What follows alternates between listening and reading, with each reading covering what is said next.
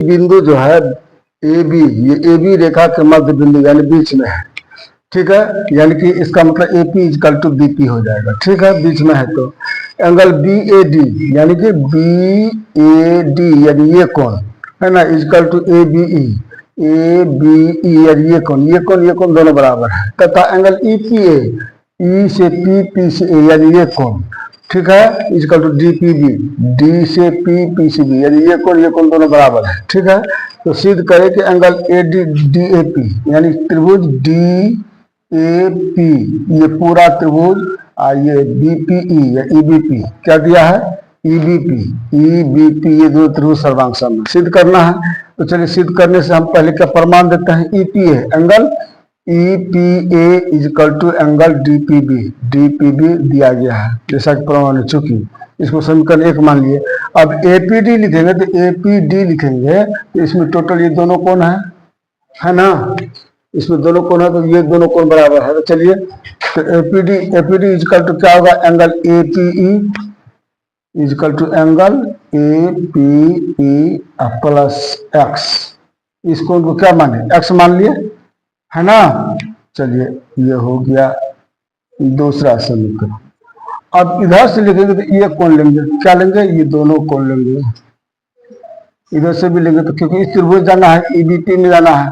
तो चलिए angle E B P E, angle B P E is equal to angle क्या होगा, बीपी जो लेंगे, ये पूरा कोण जो लेंगे तो E B P sorry E P B, angle क्या लेंगे, ई पी बी लेंगे, E P B angle E P B ना होगा, angle E P B, E P B लेंगे तो क्या हो जाएगा, angle D P B, angle क्या होगा, डी पी बी अब प्लस इसमें भी एक्स हो गया, दोनों को जोड़ के डी पी बी, ये कौन प्लस ये कौन, ये हो गया तीसरा, ठीक ना।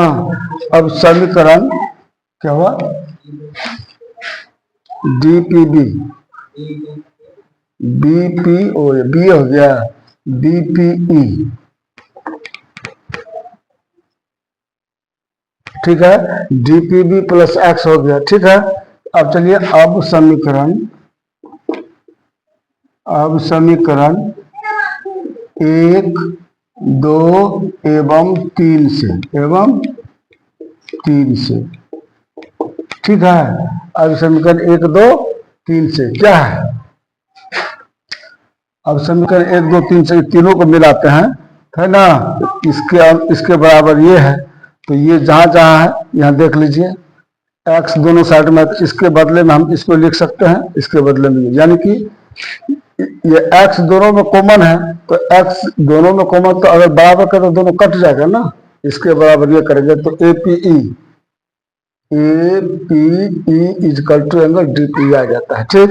इसका मतलब ये कोण बराबर, इसका मतलब हम लिख सकते हैं ना, समीकरण 1 से angle A P D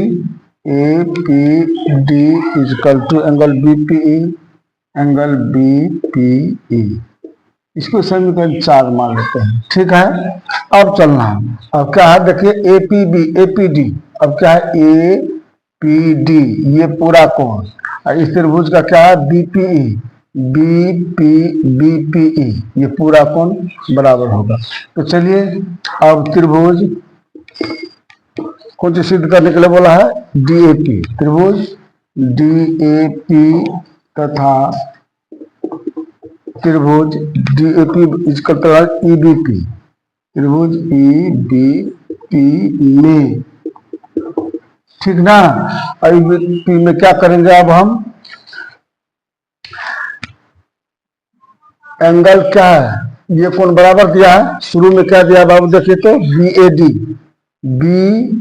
D यानी ये कोण, तो इसको लिखेंगे पी ए डी लिख सकते हैं, इसको नहीं लिख सकते हैं, एंगल बी ए डी ही लिख देते हैं, B A D equal to, इस कोण को क्या लिखा है, B A D equal to A B E is equal to angle A B E. ये बी का ये जो बी बीच में जो है ये कोण मायने रखता है, ये कोण दिखाया, ये कोण बी दिखा रहा है, ठीक है। एक हो गया, ये लिखना है, दिया गया है, ये तो सवाल में ही दिया गया है।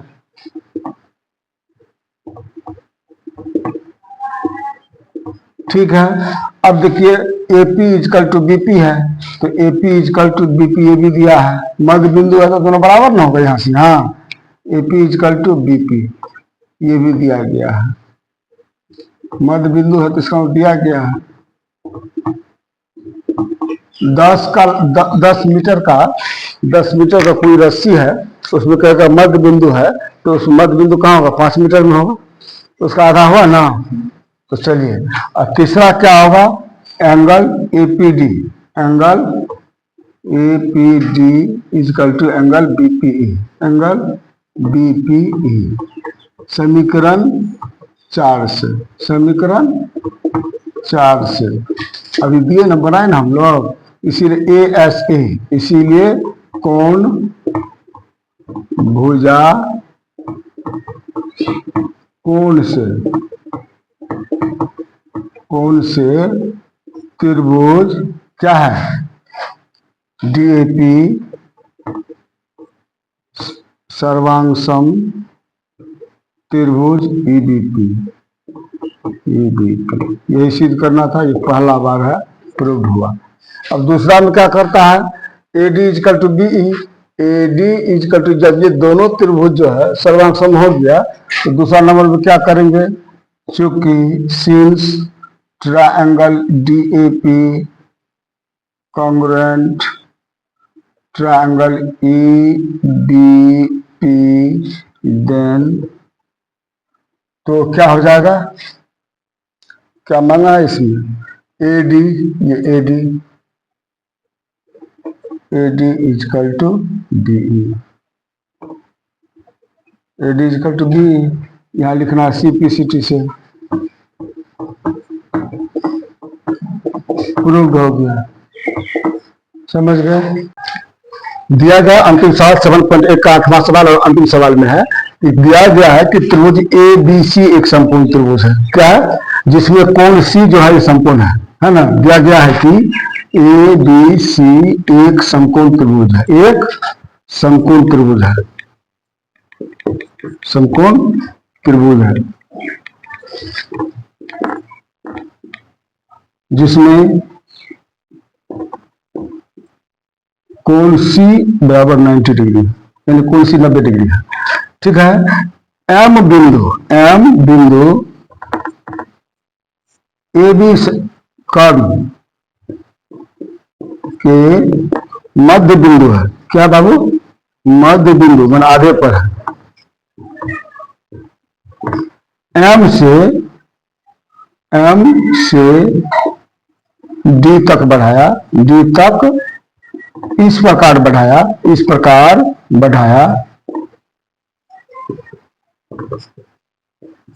कि है ना, DM इजकल टू CM, है ना, कैसे बना, DM इजकल टू CM, तो ये मध्य बिंदु है तो इसका भी आधा बराबर हो जाएगा, इसका भी आधा बराबर हो जाएगा, तो DM इसको तो सिद्ध करें कि इसमें तो सिद्ध क्या करने के लिए बोलता है, त्रिभुज AMC सिद्ध करें कि एक नंबर में त्रिभुज AMC सर्वांगसम त्रिभुज BMD, पहले इसको चलते हैं, ठीक ना। त्रिभुज AMC कहाँ डालो, AMC और BMD सिद्ध करना पड़ेगा, ठीक। तो चलिए, तो प्रमाण ले लेते हैं एक नंबर का, क्या लेंगे, प्रमाण ले लिए, प्रमाण त्रिभुज और क्या था AMC, तो चलिए त्रिभुज AMC में त्रिभुज AMC एवं त्रिभुज BMD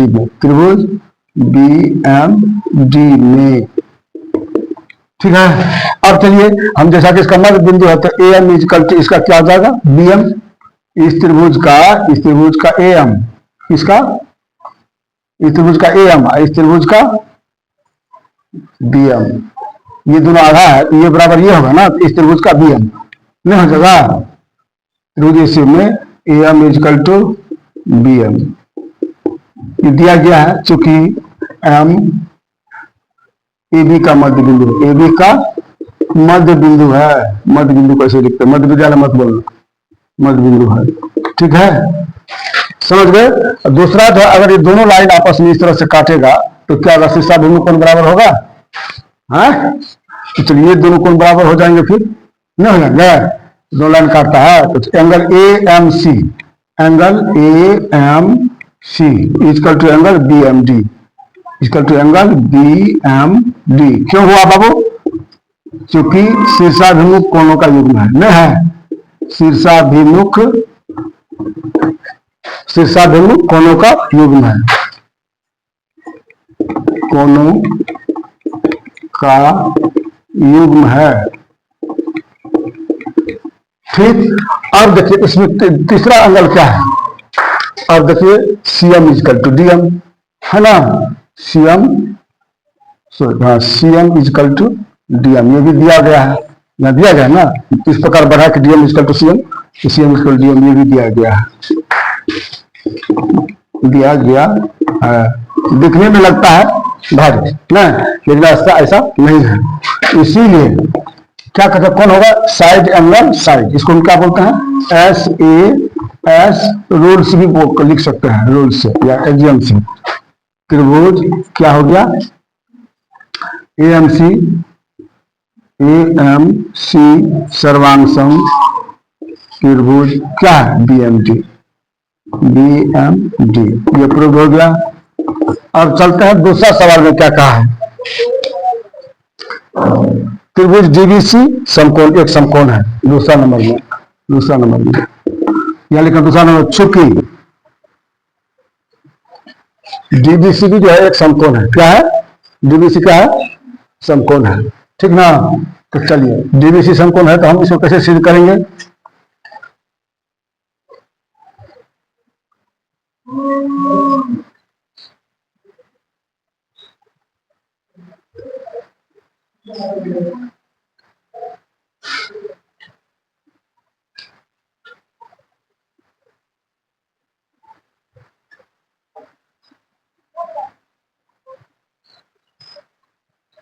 इस त्रिभुज देख रहे हैं ना, ये त्रिभुज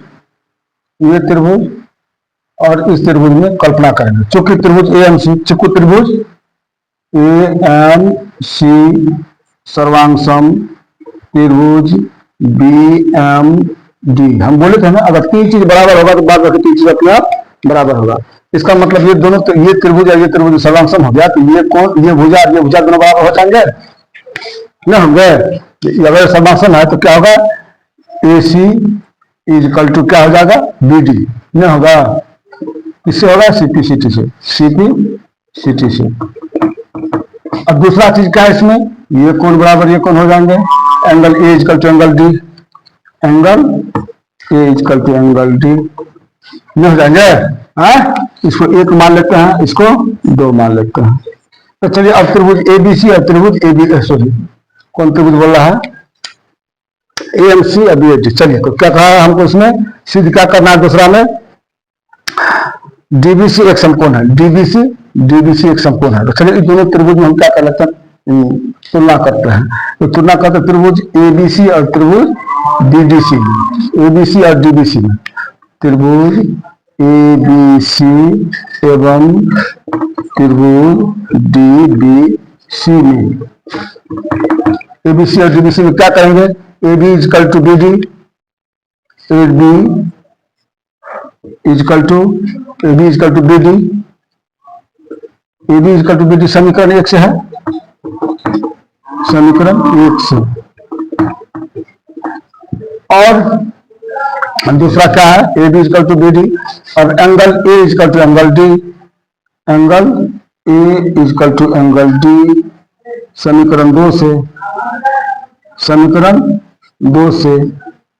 और तीसरा क्या है? दोनों त्रिभुज बीसी में ना, जो ये त्रिभुज भी एबीसी भी और बीसीडी भी क्या है? बीसी में। तो बीसी इजकल टू बीसी, उभयनिष्ठ। क्या है? उभयनिष्ठ है, नहीं है, इसीलिए। अब क्या हो गया यहाँ पर? तो एस ए एस है ना, एस ए एस से। तो क्या होगा? एस ए एस से सीधा हम लिखेंगे त्रिभुज क्या हो गया? एबीसी कॉन्ग्रुएंट त्रिभुज ए बी सी कॉम्रेड में सर्वांग सम त्रिभुज क्या है डीबीसी, त्रिभुज डीबीसी। इसीलिए अब इसका ये कोण बराबर इसका ये कोण हो जाएगा ना, है नहीं होगा, इसका ऑलरेडी पहले समकोण है तो इसके समकोण भी समकोण हो जाएगा। इसीलिए angle C equal to angle D, इसीलिए एंगल सी का वैल्यू कितना है 90 degree equal to angle D. Angle C 90 पहले ही बोला ये समकोण त्रिभुज है, ध्यान है ना, दिया गया कि त्रिभुज जिसमें एंगल सी बराबर 90 डिग्री है, तो ये दोनों सर्वांग सम तो ये कोण बराबर ये कोण हो जाएगा ना, ये त्रिभुज और ये त्रिभुज में कंपेयर किए थे, एंगल डी बाय 90 डिग्री। इसीलिए हम क्या लिख सकते हैं इसको, इसीलिए इसको डी को हम क्या लिखेंगे, यहाँ पर दिया डी को डीबीसी, क्या बोला है angle D B C equal to 90 degree, ये प्रूव करना था, समझ गए। 2 नंबर में सी इक्वल टू यहाँ पे सी का वैल्यू पुट कर दी 90 डिग्री है ना, सी का वैल्यू पुट सी बराबर 90 डिग्री है ना, यहाँ पे एंगल सी बराबर है। अब कहता है ट्रायंगल डीबीसी, डीबीसी कन्वर्ट करने एसीबी, एसीबी तो हम कर ही चुके हैं, ठीक ना।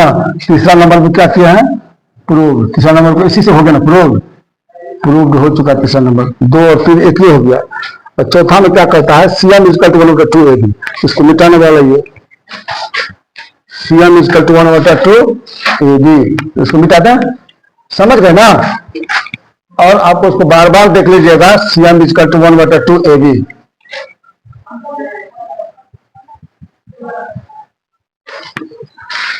अब कहता है सीएम इजकल टू, अब बताइए चूंकि triangle ACB, triangle ACB congruent जो है ट्रायंगल क्या हो गया डीबीसी नहीं हो गया इसीलिए है, तो इसका मतलब क्या हुआ ए बी इजकल टू, इसका भी ये भुजा बराबर हो जाएगा ना, अब A B equal to C D नहीं हो गया है।